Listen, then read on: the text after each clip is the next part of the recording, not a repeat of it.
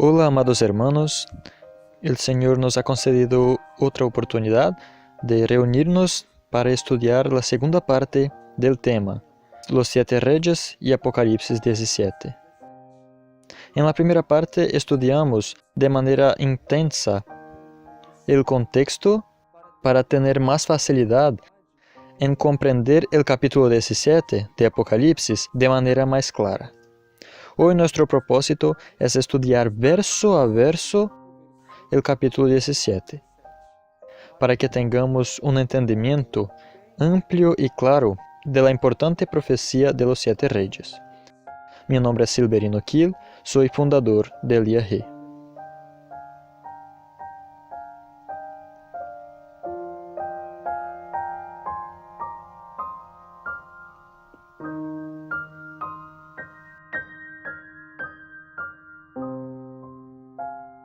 Hace poco tiempo comenzamos a estudiar este tema y ya grabamos la primera charla, pero en realidad vamos a grabar solamente 2. La primera sirvió como introducción y en esta vamos a entrar profundamente en el capítulo 17. Hoy, nuestro objetivo es estudiar de manera sistemática el capítulo 17 para tratar de aclarar la identidad de los 7 reyes, que son presentados en este capítulo. Existen muchas visiones y cada día han aparecido nuevas de quién serían los 7 reyes. Algunos dicen que son los 7 imperios mundiales a partir de Babilonia. Otros dicen que son los 7 imperios mundiales a partir del Egipto. Otros dicen que son las 7 formas de gobierno de Roma. Otros dicen que son los 7 principales imperadores relacionados al ministerio de Cristo y el inicio de la iglesia cristiana. Otros dicen todavía que son los 7 papas, partiendo del año 1929 hasta hoy. Otros dicen que son las 7 cabezas de Daniel 7, porque si contamos las cabezas allí, vamos a ver que son 7. Entonces hay una cantidad muy grande de interpretaciones en cuanto a la identidad de los 7 reyes. Nuestro objetivo es presentar las principales, enfatizar un poquito más la que nosotros creemos ser la que más satisface la interpretación bíblica. Entonces sería muy interesante que asistieran a la parte 1, porque hoy no voy a mencionar nada de lo que mencioné en la otra charla, pero si ustedes no asisten a la parte 1 de este estudio, la palestra de hoy va a quedar un poco debilitada. Entonces, si usted todavía no ha visto la parte 1, mejor es pausar el video, asistir a la parte 1 y después seguir con esta segunda parte. ¿Ok? Cojan sus Biblias, su lápiz, papel, y que Dios nos bendiga en esta jornada que va a ser maravillosa. Bueno, vamos a avanzar aquí en el capítulo 17 de Apocalipsis, en el verso 1. Dice lo siguiente: Vino uno de los 7 ángeles que tenían las 7 copas y habló conmigo diciendo: Ven acá y te mostraré la condenación de la gran ramera, que está sentada sobre muchas aguas. Entonces tenemos la mujer. Y el verso 18 revela quién es esta mujer. La mujer que has visto es la gran ciudad, que tiene imperio sobre los reyes de la tierra. Entonces las muchas aguas, los reyes de la tierra, la mujer, la gran ciudad. Ahora, otro detalle que me gustaría subrayar aquí es que el capítulo 17 y 18 son un paréntesis. ¿Cómo así un paréntesis? Nosotros estamos cronológicamente hablando del tiempo que es después del cierre de la puerta de la gracia. Mire que el ángel que revela a Juan los elementos del capítulo 17 y del 18 es uno de los 7 ángeles que tenía las 7 copas. Entonces estamos en algún momento después del cierre de la puerta de la gracia. Me gustaría de sugerir que este ángel es justamente el 5º ángel, porque cuando miramos el capítulo 16, el verso 10 en adelante, vamos a ver que Dios direccionó 2 ángeles con 2 plagas que fueron exclusivas para lanzar juicios sobre Babilonia espiritual, la Iglesia Católica. Entonces me gustaría de sugerir que este ángel del capítulo 17, verso 1, es justamente el 5º ángel. ¿Por qué? Yo imagino que Juan debe haber quedado un poco sorprendido. ¿Por qué juicios tan severos sobre ese sistema? Tanto es que vamos a ver ahorita que Juan estaba maravillado con lo que veía. Entonces sería apropiado que yo dijera que este ángel del capítulo 17, verso 1, es justamente el quinto ángel que va a describir para Juan por qué juicios tan fuertes vinieron contra este sistema. Entonces el capítulo 17 y el 18 son paréntesis que fueron abiertos dentro del capítulo 16 para explicar por qué Babilonia espiritual sufriría juicios tan severos. Y este ángel entonces comienza a describir la realidad de los hechos para Juan. A partir del capítulo 17, verso 1, cerrando en el capítulo 18, él va a recapitular para Juan los hechos desde 538, desde años pasados hasta el final. Porque el capítulo 18 viene hablando sobre la destrucción final de este sistema. Entonces hace un largo repaso para Juan, y este repaso es muy importante para nos ayudar a entender muchos elementos que en capítulos anteriores, especialmente 12 y 13, y en algunas partes del 14, no quedaron tan claros. Entonces el capítulo 17 y el 18 es la ampliación máxima de los hechos presentados que tienen que ver con Babilonia espiritual en los capítulos anteriores. Vamos a avanzar entonces. Capítulo 17, verso 2 ahora. Con ella fornicaron los reyes de la tierra, y los que habitan en la tierra se embriagaron con el vino de su fornicación, con sus enseñanzas, sus doctrinas. Una de las principales doctrinas, por ejemplo, del catolicismo es la inmortalidad del alma, otra el domingo, y la hermana Elena dice que toda la cristiandad se va a unir en esos dos puntos de vista. Ahora el verso 3, en este momento me gustaría de manera especial llamar su atención para que comprendamos un detalle en el versículo 3 que va a servir para direccionarnos en todo el estudio del capítulo 17. Sigue diciendo el verso 3, me llevó en el espíritu al desierto, y vi una mujer sentada sobre una bestia escarlata, llena de nombres de blasfemia, y que tenía 7 cabezas y 10 cuernos. Ok, Juan dice que fue llevado al desierto. Entonces Juan, en visión, salió de sus días, salió del año 100, porque fue aproximadamente ahí que él recibió esta visión, y fue llevado al desierto. ¿Dónde sería este desierto? Si volvemos ahí en el capítulo 12, el versículo 6 va a decir, y la mujer huyó para el desierto. Esta misma expresión va a aparecer aquí en el verso 14, y fueron dadas alas a la mujer de águila para que volara al desierto. Entonces, en el verso 6 y en el verso 14, el desierto es sinónimo de los 1260 años. Entonces, cuando la Biblia dice que Juan fue llevado al desierto, él fue conducido entonces desde el año 100 hasta el año 538 en adelante, porque lo que él vio en este desierto fueron los hechos que pasaron durante esta profecía, 1260 años. Y el propio verso 6 va a consolidar esta idea. El verso 6 dice, y vi ¿dónde? En el desierto.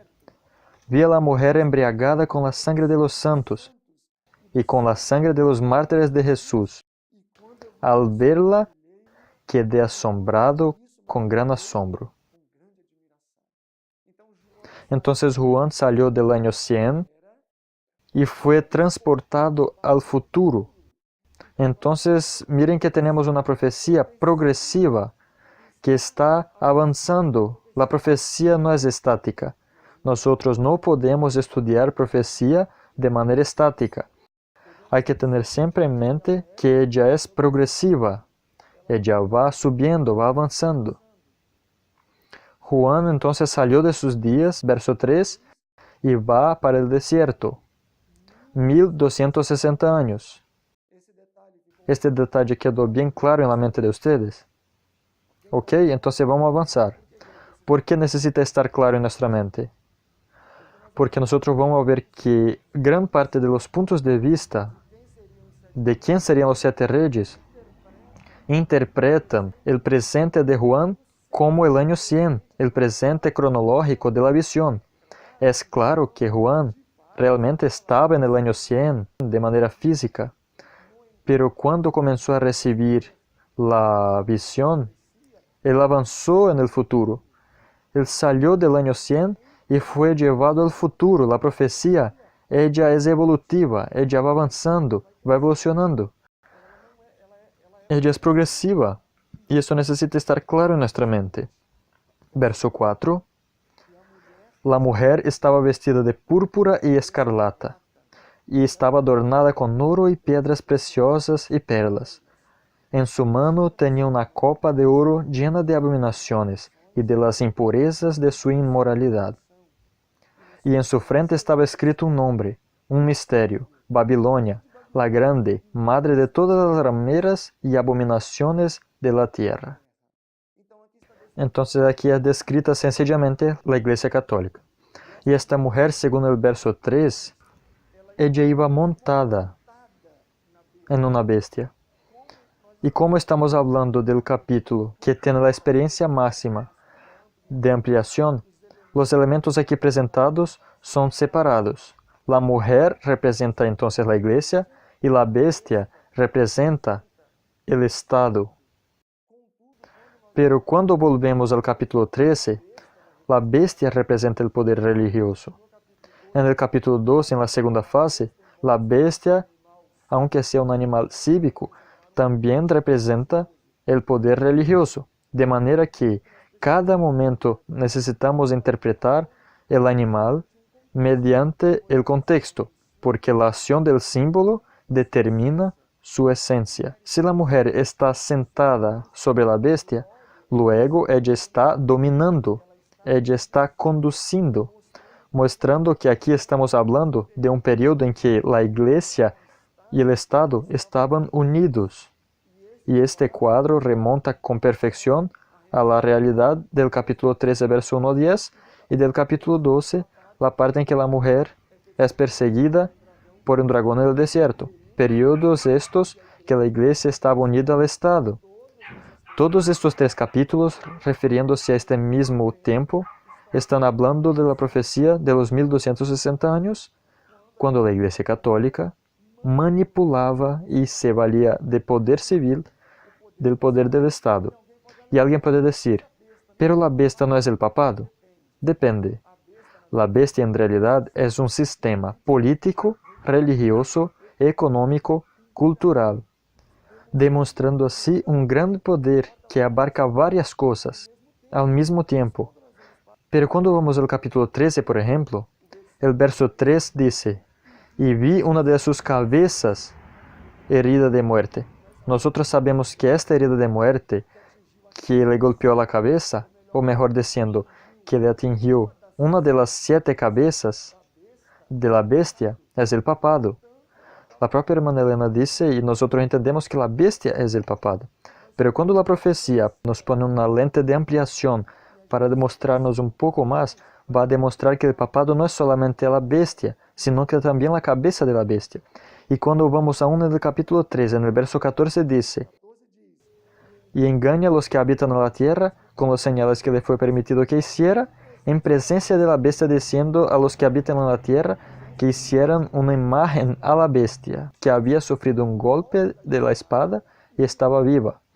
Entonces, miren que el mismo capítulo ya está diciendo que no fue la cabeza que sufrió la herida, pero sí fue la propia bestia. Entonces vamos a tener en el mismo capítulo momentos en que primero la cabeza de la bestia sufre una herida y nosotros reconocemos eso como una herida mortal de 1798, la separación de iglesia y Estado, y en el mismo capítulo dice que la bestia sufrió una herida de muerte. Y nosotros sabemos que es la misma cosa, la prisión del Papa, separación de iglesia y Estado, 1798, de manera que el catolicismo en el capítulo 13 es presentado en un momento en la cabeza de la bestia y en otro momento la bestia como un todo. Y esta misma situación pasa en el capítulo 17. La mujer representa el catolicismo, la bestia el poder cívico. Pero vamos a verificar dentro de algunos contextos del capítulo 17 que la bestia va a representar también el poder romano apostólico. Espero que este punto haya quedado claro. Si no quedó, puede solicitar este folleto. Es muy barato y es muy explicativo. Voy a hablar resumidamente del contenido que está aquí, ¿ok? Entonces haga un pedido aquí en este correo que aparece. Vamos a avanzar. Ok, entonces espero que haya quedado claro que el desierto para el cual Juan es conducido son los 1260 años de supremacía papal, donde él ve una bestia que trae sobre ella una mujer. En el verso 6 dice que esta mujer está embriagada con la sangre de los santos. Obvio que se refiere a la matanza que pasó en este periodo. Verso 7, y el ángel me dijo, ¿por qué estás asombrado? Yo te explicaré el misterio de la mujer y de la bestia que la lleva, y que tiene 7 cabezas y 10 cuernos. Esta bestia tiene las mismas características de la bestia presentada en el capítulo 13 y también del dragón presentado en el capítulo 12. Ahora me gustaría de su atención, porque el verso 8 en adelante nos va a llevar a detalles que son difíciles para entender. Y si nosotros tengamos una visión equivocada, una comprensión deficiente del verso 8, va a ser muy difícil que entendamos claramente los elementos que van a ser presentados a partir del verso 9. Algunos principios proféticos necesitarán ser entendidos en este versículo 8, y uno de ellos es que la profecía no es estática, ella es evolutiva, va creciendo. Segundo, para interpretar profecía es necesario establecer marcos proféticos. Estos marcos proféticos van a servir como anclas en las cuales debemos de agarrar para no quedar como un barco a las olas al interpretar la profecía. Hay personas, por ejemplo, que miran la Rusia en Daniel 11.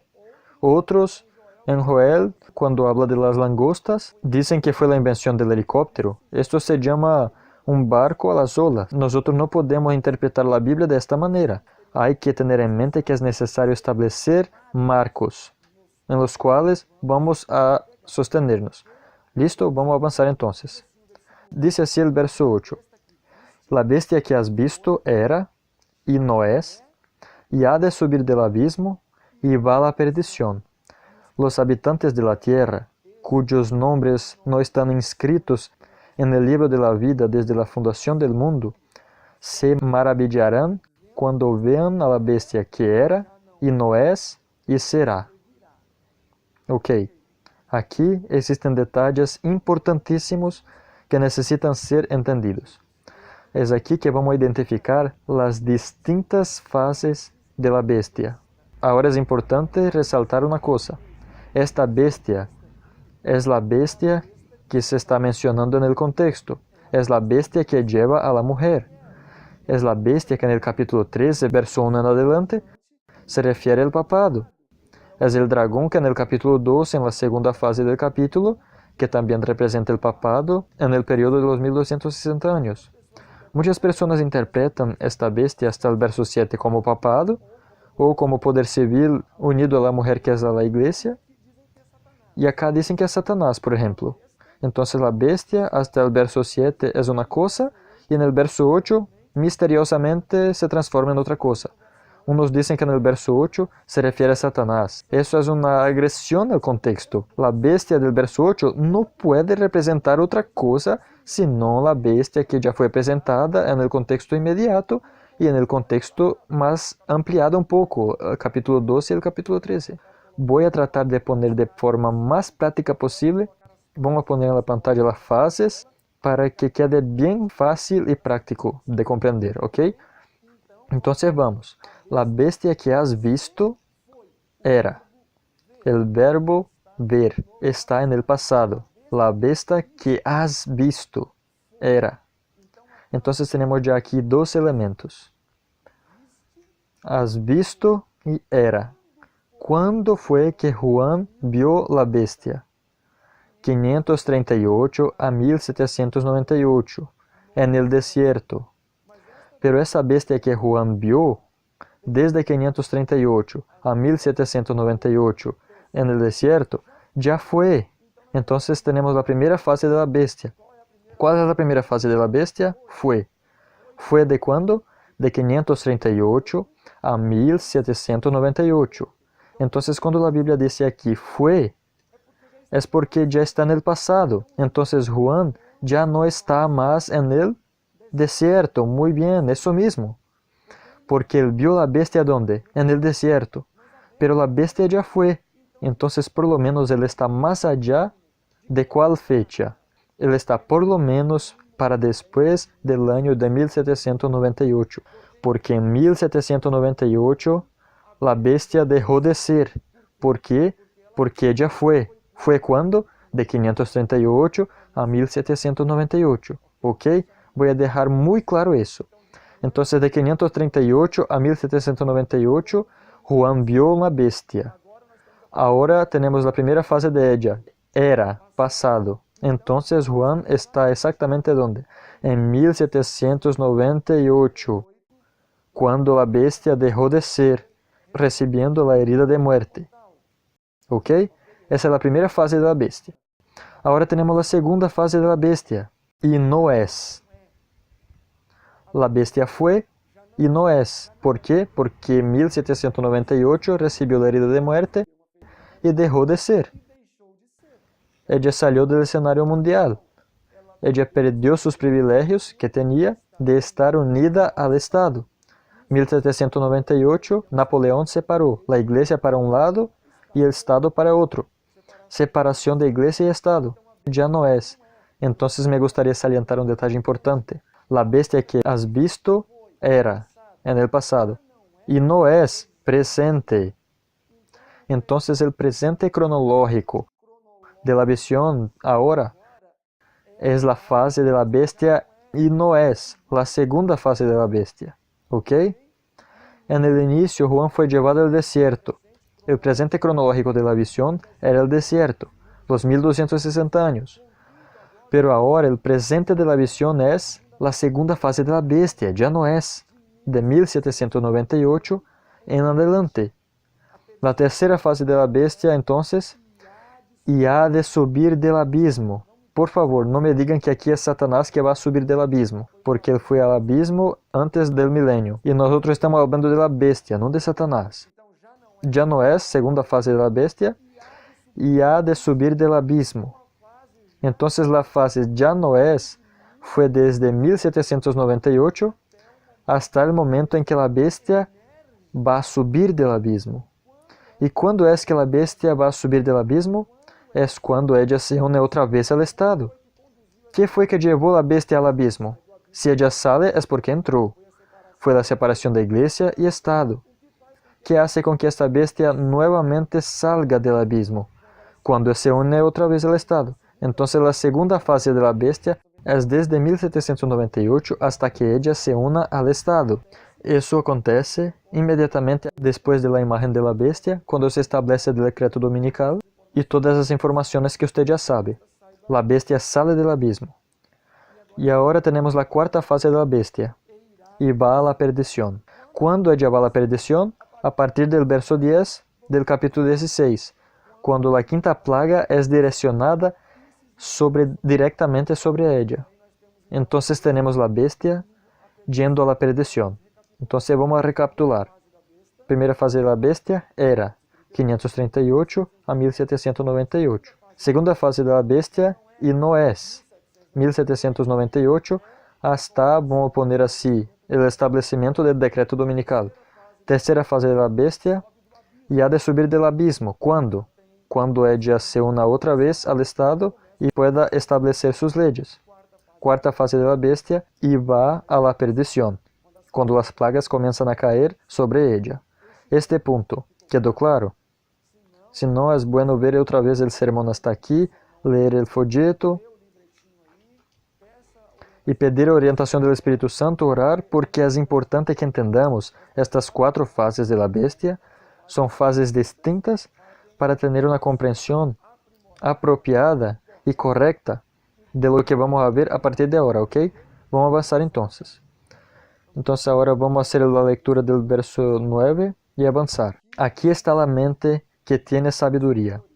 Las 7 cabezas são 7 montes sobre los cuales está sentada la mujer. Tradicionalmente, las personas interpretan estos montes como las 7 colinas de Roma, que tienen incluso nombre, Quelao, Aventino, Viminal y de ahí por delante. Y exactamente, hay 7 montes, tanto es que Roma es conocida como la ciudad de los 7 montes. Pero en mis estudios bíblicos, en las actividades evangelísticas que he realizado, evito decir que estos 7 montes son las 7 colinas de Roma, porque la persona puede preguntarme, entonces todo en este capítulo es simbólico, la mujer, la bestia, el cuerno, o todo es simbólico, pero el monte es literal, y usted puede quedar en una situación vulnerable.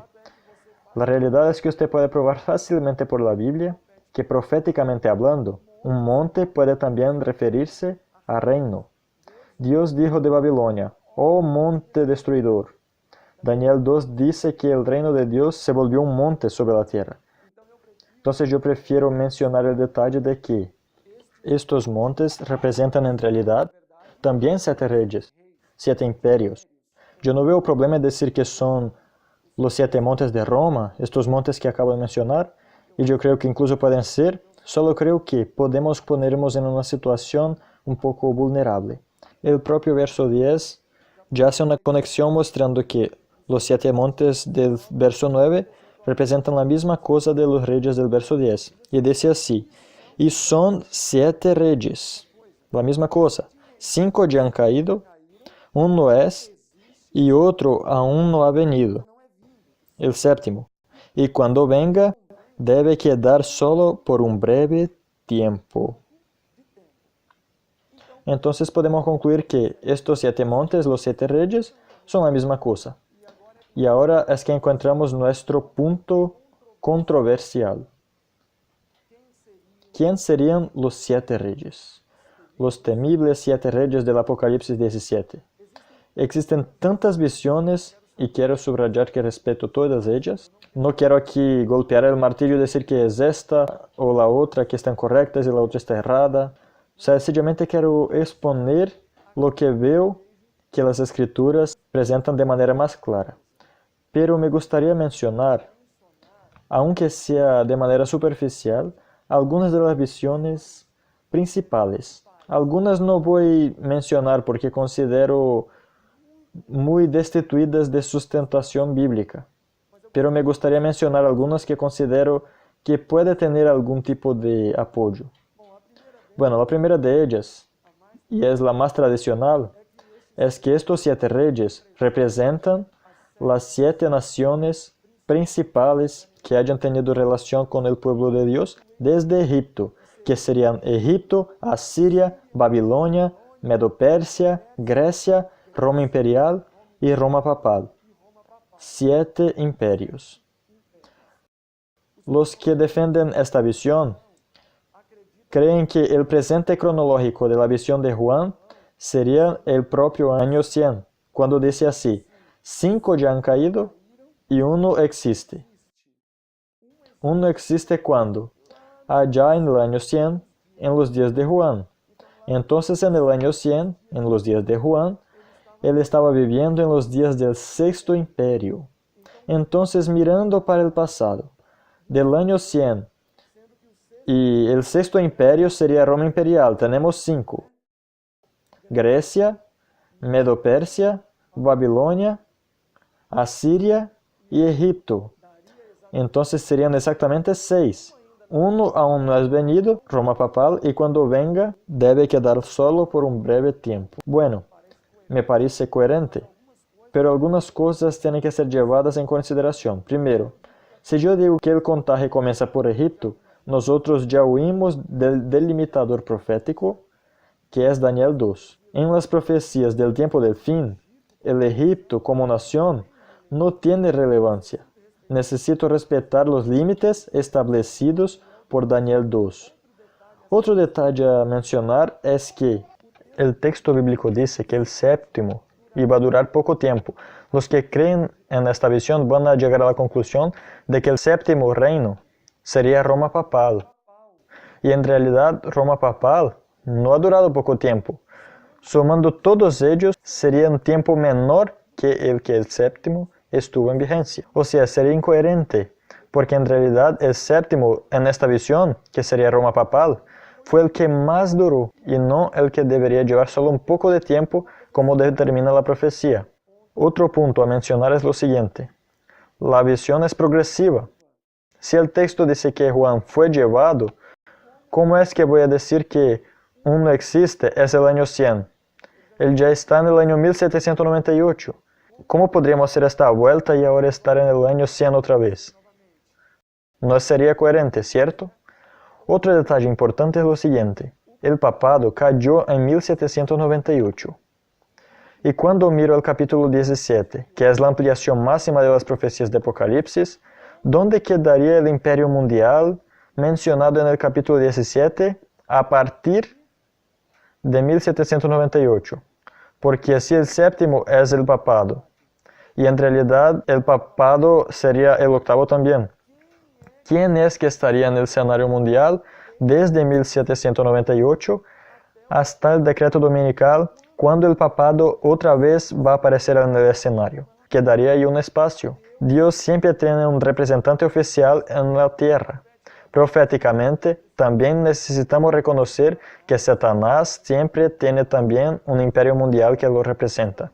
En esta visión, ¿quién sería el imperio mundial que representaría a Satanás si el papado cae en 1798 y solo entra al escenario otra vez allá en el final cuando recibe la autoridad civil el Papa? Quedaría un gran espacio, ¿no? De manera que esta visión no sería muy satisfactoria. La segunda visión que les voy a presentar es la que dice que los 7 reyes son las 7 cabezas de Daniel 7.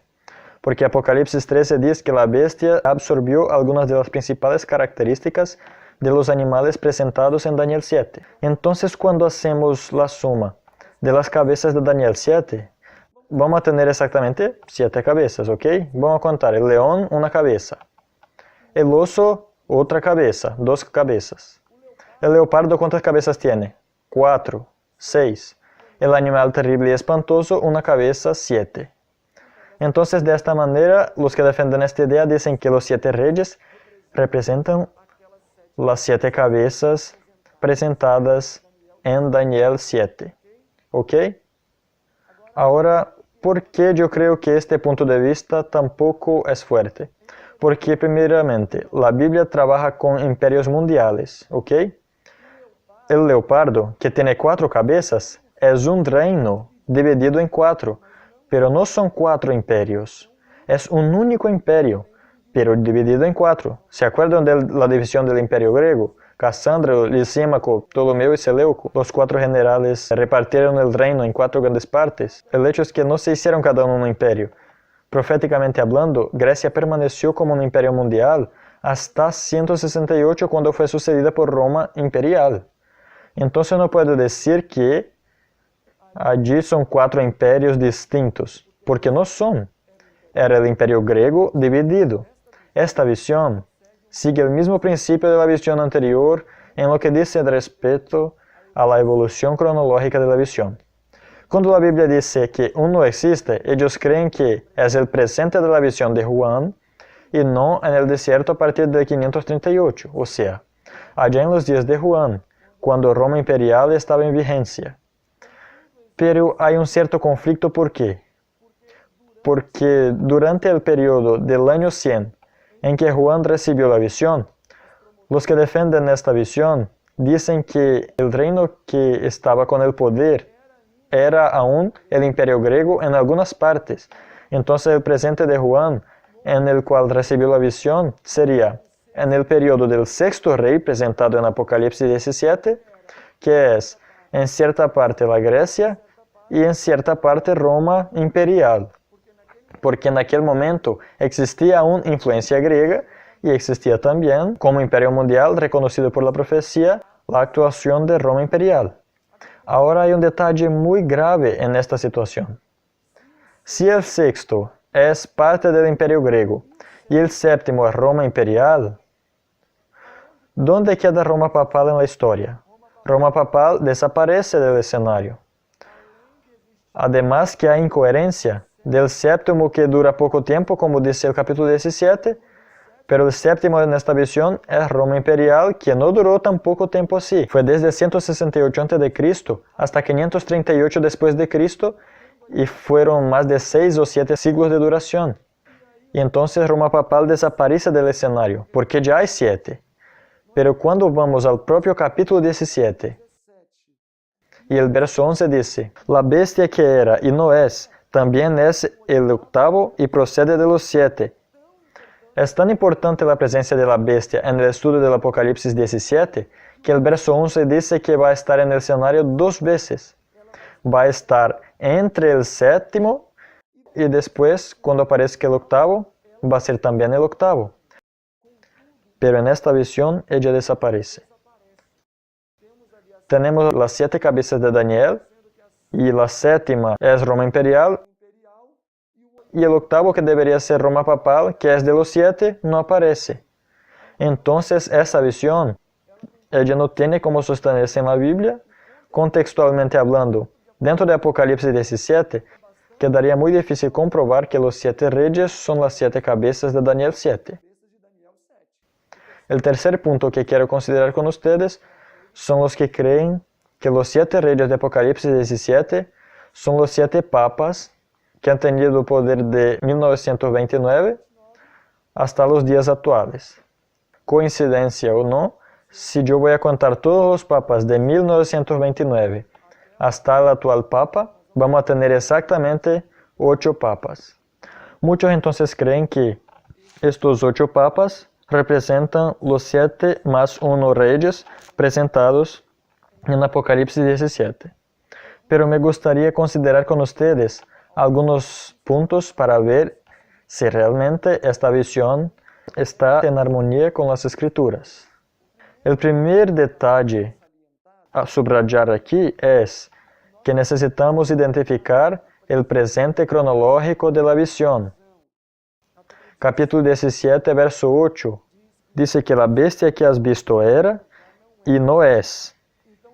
Entonces el presente de la visión en el verso 8 es el ya no es. Y el y no es exactamente 1798. Cuando vamos al verso 9, nosotros vamos a percibir que no hay una evolución profética, sino que hay una mención a sucesos futuros y también del pasado. De manera que, aún en el verso 9, seguimos en 1798. En el verso 10 pasa lo mismo. Y son 7 reyes. 5 han caído. ¿Cuándo fue que Juan dijo que 5 habían caído? En 1798. Entonces, en 1798, Juan dijo, 5 ya han caído. Entonces, en 1798, los 7 reyes no estaban en el futuro. 5 ya estaban en el pasado y 2 solamente en el futuro. De manera que, en 1798, ya no habían más 7 reyes que deberían ocupar el escenario mundial, sino 2, el sexto y el séptimo. Porque el verso 10 sigue diciendo, y son 7 reyes, 5 han caído, 1 es. Entonces 1 es aquí, que está en la misma línea cronológica del y no es del verso 8. Entonces y no es y 1 es, nosotros estamos exactamente en el año de 1798, cuando el papado recibe la herida de muerte, y otro aún no ha venido. Juan ahora proyecta nuestra mente hacia el futuro de 1798, que sería el séptimo rey. El sexto sería este 1 es, cuando la bestia ya no es, y el séptimo es este que aún no ha venido. Y cuando venga, va a durar un breve tiempo. De manera que en 1798, 5 reyes ya habían caído. ¿Cómo entonces el contaje para los 7 comenzaría en 1798? ¿Cómo entonces el contaje para los 7 comenzaría en 1929, si en 1798 5 ya habían caído? Este es un detalle que necesita ser considerado. La gramática también hay que considerarla. Los tiempos verbales también necesitan ser considerados para que la comprensión sea precisa. Me gustaría tejer todavía otros elementos muy importantes para mostrar que este punto no tiene como sostenerse en la Biblia.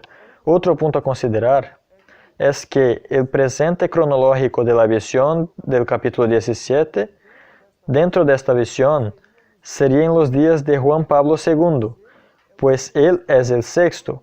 Cuando Juan dice, 5 ya han caído y uno existe, el sexto es el presente cronológico de la visión. Entonces, para la segunda visión presentada, el sexto era la unión de Roma imperial con parte del imperio griego aún en vigencia, y en esta visión el sexto sería el pontífice Juan Pablo II, cuando Juan recibe la visión. Siendo así, este pontificado es el presente cronológico de la visión de Juan. Ahora, ¿qué relevancia tendría el pontificado de Juan Pablo II? A punto de que sea el presente cronológico de la visión del capítulo 17 en algunos momentos, que es un capítulo tan importante. Sabemos sí que este hombre fue importantísimo, pero él fue un individuo que representaba un sistema. Él no era el sistema, él representaba el sistema. Entonces, ¿qué relevancia tenía Juan Pablo II y su pontificado para que justamente en sus días aconteciera el presente cronológico de la visión? Es para considerarlo, ¿no? Porque hay que llevar en consideración lo siguiente: el papado no son 7 reyes, pero es uno de los 7 reyes. Porque el propio texto, capítulo 17, verso 11, dice, y la bestia que era y ya no es también el octavo, y hace parte de los 7, y va a la perdición. Entonces el papado no es el 7, es uno de los 7. Otro punto a considerar. Otro detalle es que si Juan Pablo es el sexto, luego Joseph Ratzinger, Bento XVI, sería el séptimo. Y según la Biblia, el séptimo debería durar poco tiempo. En realidad, tuvo un pontificado de 8 años. No fue tan extenso como el de Bento XVI o de otros del pasado. Pero hubo un papa que tuvo un pontificado de 32 días. Entonces, Ratzinger no tuvo pontificado tan limitado como otros que tuvieron pontificados más cortos, con menor duración que el de él. Entonces, ¿será que realmente podría ser el séptimo, ya que su pontificado no ha sido tan pequeño? Entonces, el último punto que me gustaría de subrayar con ustedes es el siguiente. Hay una mala comprensión muy grande en cuanto al evento que pasó en 11 de febrero de 1929, cuando el documento La herida sanada fue firmado. Entonces me gustaría hablar algo sobre este suceso, porque en realidad hay algunas cosas que nosotros no miramos, y una de ellas es que el papado sufrió 2 heridas, no una herida en 1798, profética, y otra herida no profética que pasó en 1870, cuando el emperador Víctor Emanuel II eliminó los estados papales. En 1701, Napoleón ya permitió nueva elección de papas. Y la Italia, hoy el país de Italia, era conocido como estados papales. En 1870, Víctor Emanuel II, él unificó la Italia. Él retiró todos los estados papales que permanecían en jurisdicción de Roma y unió el país. Entonces la historia reconoce eso como una herida. Cuando en 11 de febrero de 1929, el cardenal Gaspar, representando el Papa Pío XI, y el premier Mussolini, representando Víctor Emanuel III, firmaron el documento La herida sanada, necesitamos leer el documento entero para saber cuál herida estaba siendo sanada en aquel momento. Si fue la herida hecha en 1798 o la herida hecha en 1870. Y me gustaría leer para ustedes la parte final del periódico de la Crónica de San Francisco, llamado La herida sanada. Y miren cuál herida fue curada. El problema romano es asunto del pasado. El Vaticano está ahora en paz con la Italia. Eso sucedió formalmente hoy, 11 de febrero de 1929, cuando dos notables líderes, el cardenal Gaspar, representando el Papa Pío XI, y el premier Mussolini, representando el rey Víctor Emanuel III, firmaron sus nombres en el histórico Palacio de San Juan. Al firmar sobre el memorable documento, se vio gran cordialidad de las dos partes, sanando así la herida que estaba abierta desde 1870. Entonces, ¿cuál herida fue sanada en 1929?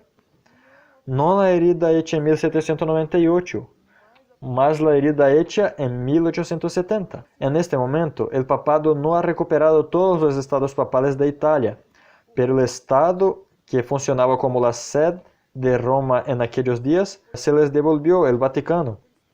Unas pocas hectáreas de tierra. Ahora hay que resaltar una cosa. ¿Qué fue la herida de muerte? Y no me digan que fue la prisión del Papa, porque el Papa fue preso y siguió vivo, y en 1801 ya había Papa otra vez. No era la prisión del Papa. La herida de muerte fue la separación de Iglesia y Estado. Eso fue la herida de muerte. Eso es lo que quitó la vida del papado. Sacar del papado el poder civil. En años pasados, la propia Francia dio el poder civil a Roma. ¿Se acuerdan de Clovis?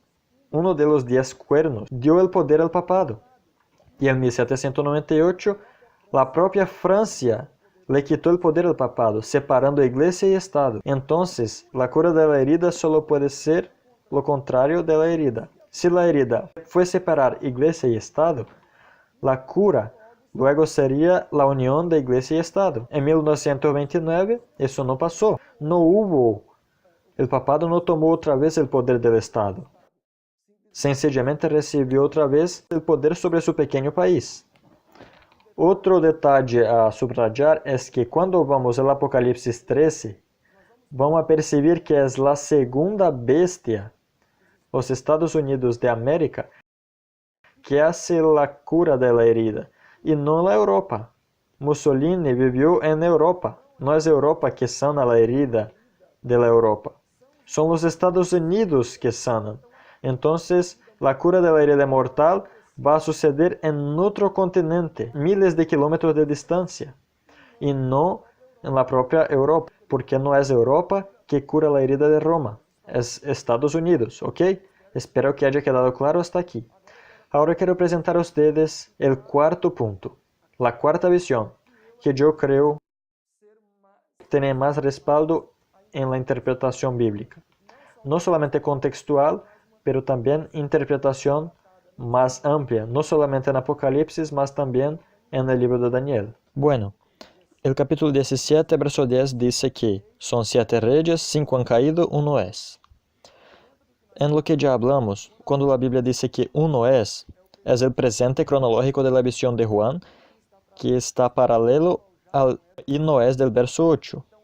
Entonces, cuando la bestia no es, 1798, verso 10 dice que uno es, y este uno que es sería el sexto imperio, o sería el sexto rey de Apocalipsis 17, ¿ok?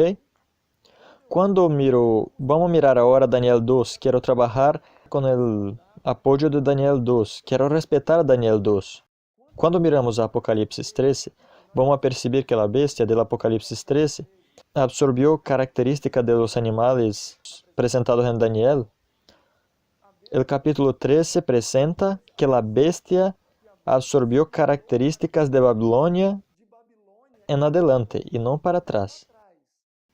Ella no asimiló características de Asiria, que la Biblia también llama de león, o de Egipto, que la Biblia también llama de serpiente, o de dragón, pero asimiló características de Babilonia en adelante. La estatua de Daniel 2 presenta su primer imperio mundial, Babilonia. Entonces no quiero huir de Babilonia. Entonces me gustaría sugerirles que el primer de los 7 reyes sería Babilonia. ¿Ok? Si el primer de los 7 reyes es Babilonia, ahora voy a comenzar a contar. El segundo solo puede ser ¿quién? Medo-Persia. El tercero, ¿quién podría ser? Grecia. El cuarto solo podría ser ¿quién? Roma imperial. El quinto, ¿quién podría ser? Roma papal. Y entonces llegamos al sexto. ¿Cuál es el sexto? Ya vamos a decir. Pero llegamos al sexto, que es el presente cronológico de la visión de Juan en el capítulo 17. Entonces, cuando Juan dice en el capítulo 17, verso 8, y no es, el verso 10 dice, cuando la bestia ya no es, aún no existe. Entonces el sexto pasó a existir para ocupar el escenario mundial, porque así como Dios tiene representantes oficiales, Satanás también tiene sus representantes oficiales. Entonces, una vez que la bestia ya no es, un reino había que aparecer para ocupar el lugar. Entonces tenemos el sexto reino. Cuando miro del sexto para atrás, 5 realmente ya han caído. El sexto, entonces tenemos el quinto. ¿Quién fue el quinto? Roma papal. Cuarto, Roma imperial. Tercero, Grecia. Segundo, Medo-Persia. Primero, Babilonia. Y se encaja perfecto, porque estamos viendo que el presente cronológico de la visión de Juan es 1798, no el año 100. ¿Se acuerdan? Fui llevado en visión al desierto, pero él atravesó el desierto, porque dice que la bestia que yo vi en el desierto está en el pasado. Entonces está en 1998, cuando la bestia dejó de ser. Cuando la bestia dejó de ser y ahora aparece otro imperio, ¿ok? ¿Está entendido el punto? Entonces son 5 imperios: Babilonia, Medo-Persia, Grecia, Roma imperial y Roma papal. Ahora vamos a identificar entonces el sexto. Ahora necesito mirar al escenario profético y identificar proféticamente hablando, bíblicamente hablando, cuál imperio con influencia mundial apareció cuando el papado cayó. Y ahí muchos dicen, Francia, el ateísmo. Bueno, Francia con el ateísmo fue algo muy aislado. ¿Tiene influencia hoy? Sí, pero Francia nunca fue un imperio mundial. La influencia que ejerció nunca ha sido una influencia tan duradera que podremos reconocerla como el sexto imperio mundial. Necesito ir al capítulo 13 e identificar cuál imperio apareció cuando el imperio papal cayó. Capítulo 13, verso 10 dice, si alguien lleva en cautividad, es llevado en cautividad. Si alguien mata la espada, tiene que ser muerto a espada. Espada representa el poder del Estado. Entonces el papado destruía con el poder del Estado y entonces fue muerto con el poder del Estado. 1798. El verso 10 está refiriéndose a la herida mortal que sucedió cuando Napoleón separó iglesia y Estado. Ahora miren el verso 11. Y vi otra bestia que subía de la tierra. ¿Después de qué? Después que el papado cayó. Después que cae el papado, inmediatamente, ¿quién aparece en el lugar del papado? La segunda bestia. Los Estados Unidos de América. Bíblicamente, ¿cuál imperio ocupó el lugar de Roma papal? No hay para dónde ir. Solo puede ser los Estados Unidos de América. Porque cuando Roma cae, él aparece en el escenario mundial. Y cuando vamos al capítulo 17, el verso 8 dice, y no es. Y en la misma línea de tiempo, verso 10 dice, uno es. Entonces este uno que es, cuando la bestia ya no es, que actúa como imperio mundial, con poder, con influencia mundial, solo puede ser los Estados Unidos de América. Entonces así tenemos el sexto imperio, los Estados Unidos de América. El quinto, Roma papal. El cuarto, Roma imperial. El tercero, Grecia. El segundo, Medo-Persia. El primero, Babilonia. Y el texto sigue diciendo, y otro aún no ha venido. Entonces ese otro que aún no ha venido, que sería el séptimo, él no tiene reino, porque está en el futuro. Ahora Juan, él se detiene en el año 1798, que es el presente cronológico de la visión, y nos lanza al futuro. O sea, el otro aún no ha venido. Es un reino que está en el futuro. Nosotros no sabemos si ese futuro de Juan ya es nuestro pasado, nuestro presente o si aún es nuestro futuro, porque el séptimo rey ya puede haber entrado en vigencia o no. Es lo que vamos a descubrir ahora. Entonces vamos ahora a identificar quién sería el séptimo.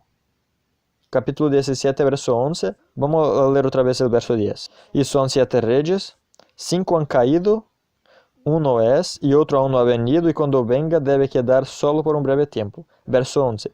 La bestia que era y no es, refiriéndose al papado, también es el octavo y procede de los 7. Ella es de los 7, porque fue el quinto reino, y va a la perdición. Entonces ya sabemos quién es el octavo. El octavo es el papado, nuevamente. Ahora con la imagen de la bestia, toda esta conflagración de ecumenismo, esta movimentación que está sucediendo delante de nuestros ojos, que va a terminar otra vez con el papado recibiendo el poder del Estado. Entonces serían así los 8. Babilonia, Medo-Persia, Grecia, Roma Imperial, Roma Papal, los Estados Unidos de América, el séptimo que vamos a ver quién es, y el octavo, el papado otra vez, que fue el quinto. ¿Ok? Vamos a avanzar, espero que esté claro el asunto. Si no, podrán adquirir este folleto. Cuesta muy poco, es muy barato y tiene muchas informaciones que van de pronto a ayudar a esclarecer el asunto. Ok, el verso 10. Y cuando venga, refiriéndose al séptimo, debe quedar solo por un breve tiempo. Esta palabra breve tiempo es la misma expresión que aparece en el verso 2 para referirse a una hora. Entonces, una hora y un breve tiempo es la misma cosa. ¿Ok? Se tratan de una misma cosa.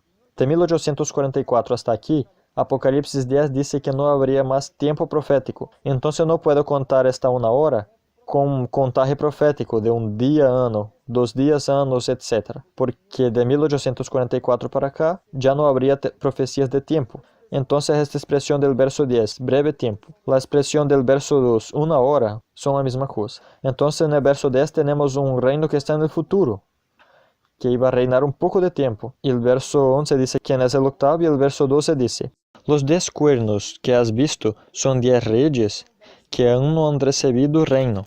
En la versión en portugués dice el reino, pero toman autoridad por una hora como reyes, por una hora junto con la bestia.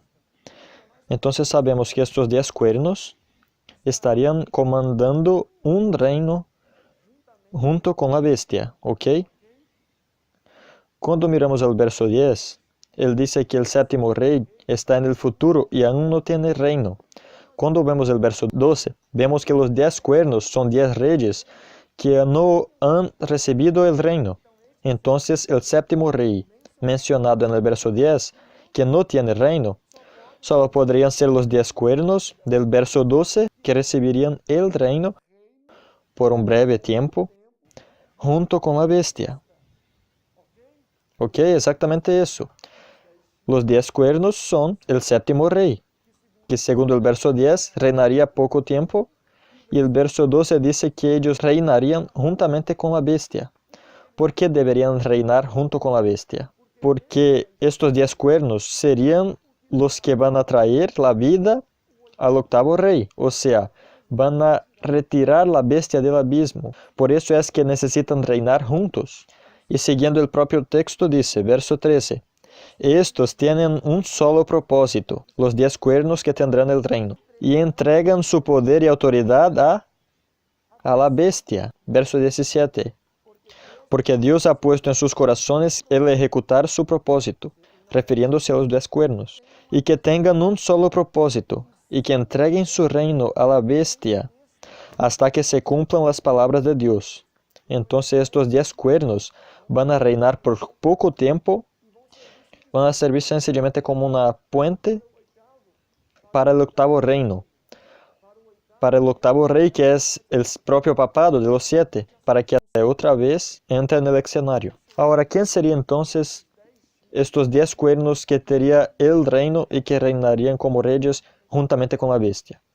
Ellos solo pueden ser los 10 dedos de la estatua, porque los 10 dedos de la estatua, en anatomía y cronología, están después del papado, así como este séptimo rey está delante de los 6 que vinieron antes de él. Entonces, ¿quiénes serían? Yo creo ser la nueva orden mundial. Hoy sabemos que el mundo está dividido en 10 superbloques. Nosotros mismos, aquí en Latinoamérica, hacemos parte de uno de los bloques. El bloque Mercosur, ahí tenemos el bloque norteamericano y de ahí por delante. Entonces, el mundo está dividido en 10 bloques hoy. ¿Y quién es que tiene una influencia gigantesca junto a estos 10 bloques? El papado. El secretario general de la ONU, Ban Ki-moon, hizo una declaración muy importante. Él dijo así: entregamos el mundo en las manos del Papa Francisco para que Él nos dé la paz. Daniel 8:25 dice, colaborando con la idea, y por su entendimiento hará prosperar el engaño en su mano, y con paz destruirá a los que viven en seguridad. De manera que los grandes de la tierra que están ahí conduciendo estos bloques están uniéndose en un mismo pensamiento con el papado, en ecumenismo, en la protección a la familia, que es bueno en cierto sentido, en la preservación de la naturaleza, el ambiente y etc. De manera que el séptimo rey y el octavo van a reinar juntos hasta el momento en que el séptimo dé su poder para el octavo, salga de la escena y el papado otra vez va a resurgir en el escenario mundial como el octavo rey, disfrutando otra vez de los poderes que tenía en el periodo del desierto, de los 1260 años, trabajando unido al Estado.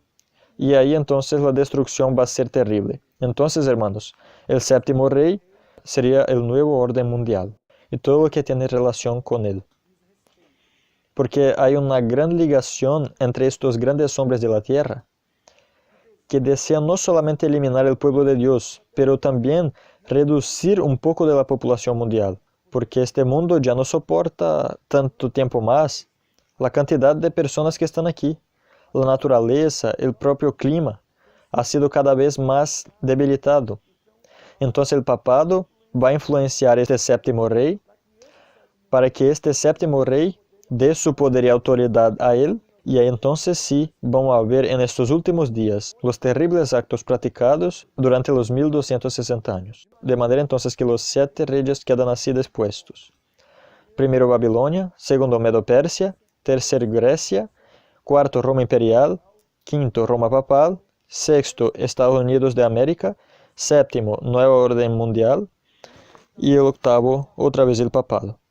Mi propósito al hacer este estudio no es de ninguna manera incentivar el partidarismo y tampoco me gustaría de exponer a las personas. Aún en esta visión que yo presenté, la cuarta, es posible que haya en sí deficiencias.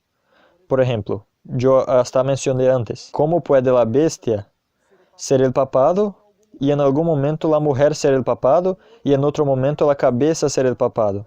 Una de las 7 cabezas como el papado. Es un punto complejo de entender también y puede ser una incoherencia. Entonces no quiero estar aquí diciendo que este o aquel punto es cierto o este o aquel está equivocado. Sencillamente presenté aquí lo que creo ser lo más cercano de la evidencia bíblica y creo que luz todavía puede ser agregada en este asunto. Respetuosamente discordo de aquellos que creen según los puntos que presenté anteriormente o aún puntos que yo no he presentado. Pero mi propósito era sencillamente incentivar al estudio, porque la Biblia dice que el pueblo del Señor perece porque le ha faltado el conocimiento. Y muchas veces nosotros no tenemos conocimiento porque no estudiamos la Biblia, no buscamos el libro sagrado como deberíamos. Entonces ahí está un gran incentivo, es un grande capítulo, un gran tema, un gran estudio. Yo le estimulo a reunirse con su pequeño grupo. Vale la pena reunirse con la gente y otros hermanos que quieren estudiar y entrar para estudiar este capítulo. Es muy estimulante, es maravilloso y va a clarear nuestra percepción y el deseo de estudiar las Escrituras. No por competición, Dios no está donde haya competición, pero sencillamente para que tengamos familiaridad con las Escrituras. Mira, usted que está asistiendo al canal por primera vez, no deje de contribuir con nosotros, divulgando el canal, dê me gusta al video. Si usted pueda también inscribirse en el canal, sería maravilloso. Dios tiene una gran obra con todos nosotros y esta misión no es solamente mía, no es solamente de Rafael que está haciendo la grabación, esta es una misión del pueblo de Dios. Estamos todos juntos en esta batalla. Y en nombre de Dios estoy aquí para invitarlos, para que nos unamos, dejemos de lado las peleas, que dejemos las diferencias para un lado y levantemos la bandera del príncipe Emmanuel y avancemos en esta batalla. El Señor cuenta con nosotros y nosotros contamos con su apoyo.